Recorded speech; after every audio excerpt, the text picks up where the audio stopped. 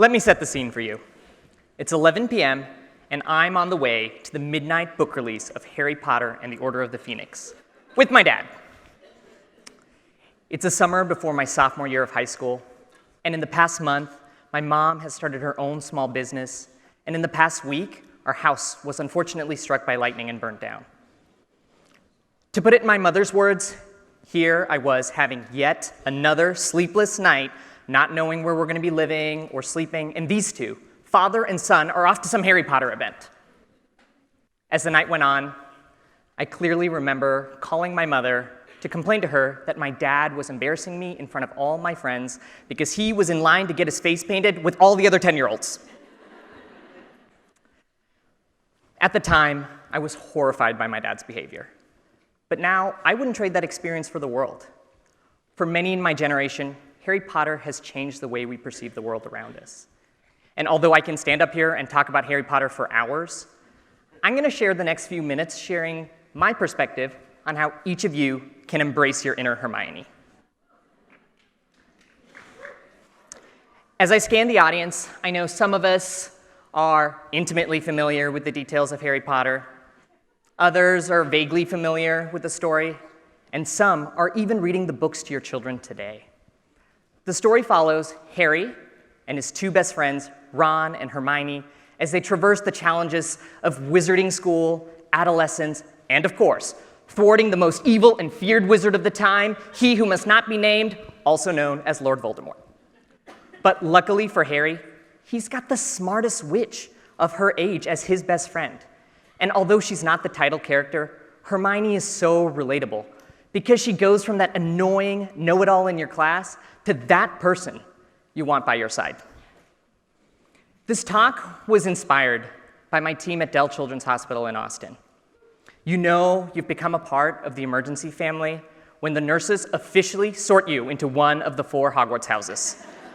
The brave in Gryffindor, the clever in Ravenclaw, the hardworking in Hufflepuff, and the cunning in Slytherin. And when you get sorted, you wear that designation as a badge of honor. And when you walk into a shift and you see that you're working alongside your nurses and techs in the same house as you, you know you're going to have a phenomenal shift.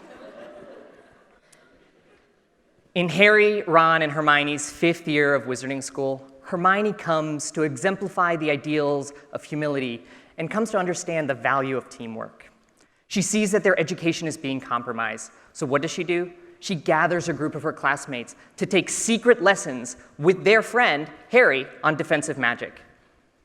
By bringing together people of various houses, Hermione does a few things.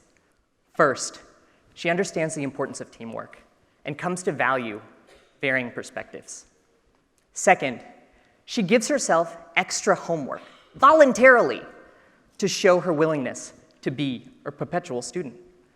And finally, and most importantly, she puts aside her own ego and asks her classmates to do the same when she realizes that someone else her own age has expertise in something that she doesn't. What a more fitting metaphor for our work in the emergency room. I personally can't imagine a day without my trusted nurses, RTs, pharmacists, social workers, and other countless team members. We must embrace each other's strengths and realize that we don't do this alone, and we cannot do this alone.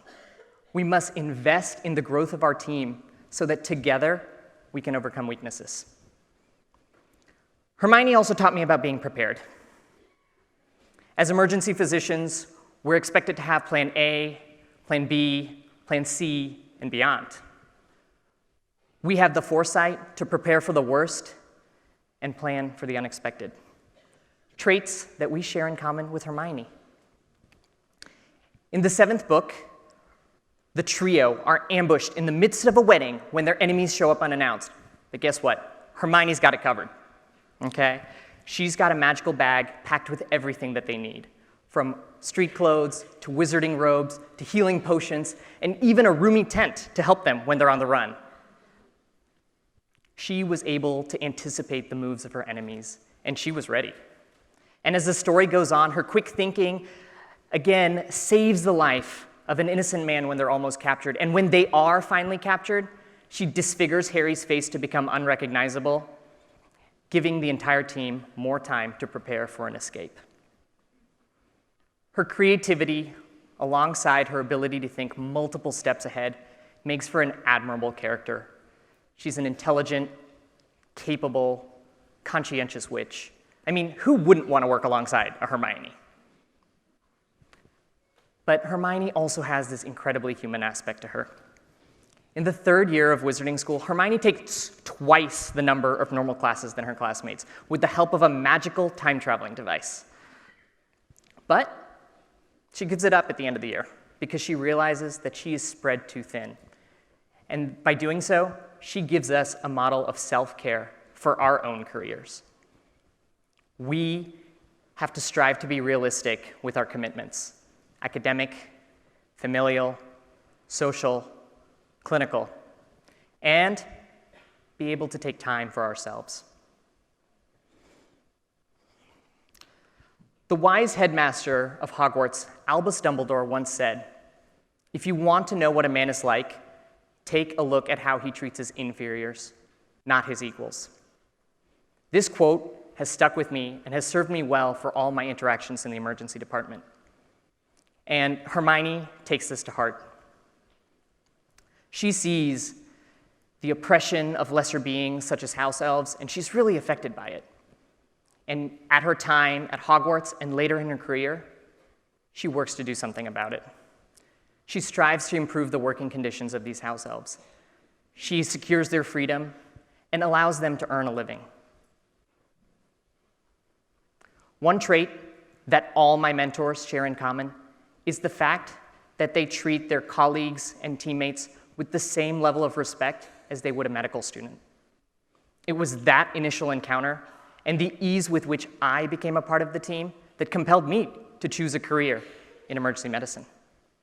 And now I consciously make that effort with everyone I encounter, whether it's a paramedic who wants to learn more about a certain pathology or a nurse that's curious about a workup, but especially towards the medical students whose entire life trajectories can be changed by a single encounter. Hermione never had it easy from the start. She, unlike many of her wizarding classmates, was born into a non-magical household. She was thrust into this world full of unknowns and built-in bigotry, okay? But she rose up. She embraced the fact that she was a mudblood instead of a pureblood. She drew strength from her character and eventually became the Minister of Magic. Can you imagine how amazing a mudblood Minister of Magic? And her example was paramount for me, because it allowed me to discover my identity within the House of Medicine. When J.K. Rowling created this world, she was comprehensive and she was meticulous. Did you know there are equivalents to doctors in the wizarding world? They are known as healers. Isn't that such an appealing word? Healer. The dictionary defines the verb to heal as to alleviate a person's distress or anguish. What a fitting definition for what we get to do every day. I now consciously embrace this title every time I walk into work. Sometimes we forget how truly privileged we are to do what we do. And it goes beyond performing a complex procedure or prescribing the right medication. Sometimes all the healing we need to provide is the ability to listen or to empathize. In the past 5 years, there has been an almost 30% increase in the number of emergency-related visits among adolescents for mental health reasons. A disproportionate number of these visits are among minority populations and LGBTQ youth. And a staggering number of these visits are suicide-related. And these are not just problems faced by our patients. These are problems that are prevalent within our medical community. I recently suffered the anguish that followed the suicide of a friend, colleague, and mentor. We must take care of one another. We must take a genuine interest in the lives of those who we work with. We must comfort one another. And most importantly, we must heal one another, alleviate distress and anguish. But before we can provide that type of service to others, sometimes we need to step back and heal ourselves.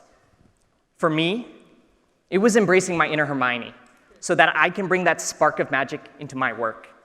And I encourage all of you to do the same by working together, thinking creatively, recognizing your limitations, mentoring effectively, and most importantly, being true to yourself. Thank you.